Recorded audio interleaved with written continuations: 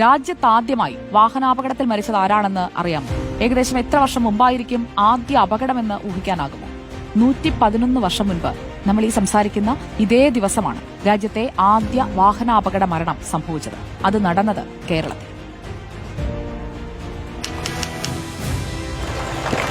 കാളവണ്ടിയും കുതിരവണ്ടിയും മാത്രം കണ്ടിരുന്ന തിരുവിതാംകൂറിലെ ജനത ആ അദ്ഭുത കാഴ്ച കണ്ട് ഞെട്ടി.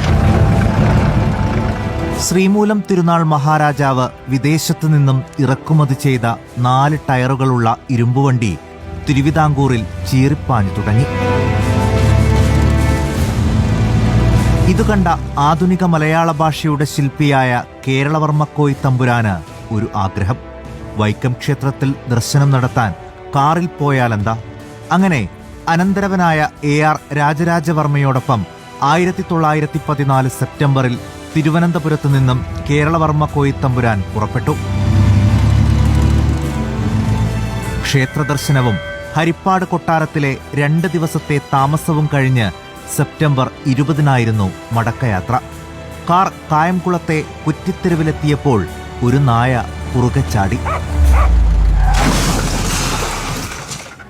നിയന്ത്രണം വിട്ട കാർ മറിഞ്ഞ് വലിയ കോയിത്തമ്പുരാന് ഗുരുതരമായി പരിക്കേറ്റു. സഹയാത്രികൻ AR രാജരാജവർമ്മ പരിക്കേൽക്കാതെ രക്ഷപ്പെട്ടു.